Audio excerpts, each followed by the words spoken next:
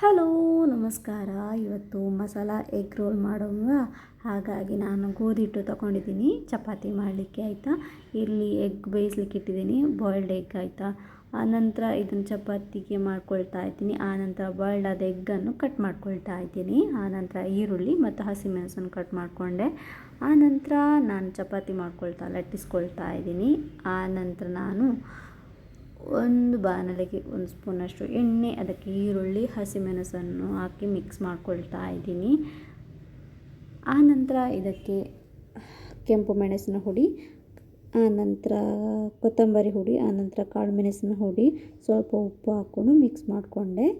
ಆನಂತರ ಇದಕ್ಕೆ ನಾನು ಬೇಯಿಸಿ ಕಟ್ ಮಾಡ್ಕೊಂಡಿರುವಂಥ ಎಗ್ ಇದೆಯಲ್ಲ, ಇದಕ್ಕೆ ಮಿಕ್ಸ್ ಮಾಡ್ಕೊಳ್ತಾ ಇದ್ದೀನಿ ಸ್ವಲ್ಪ ಹೊತ್ತು. ಆನಂತರ ಇದನ್ನು ಸೈಡ್ ಇಟ್ಕೊಳ್ತಾ ಇದ್ದೀನಿ.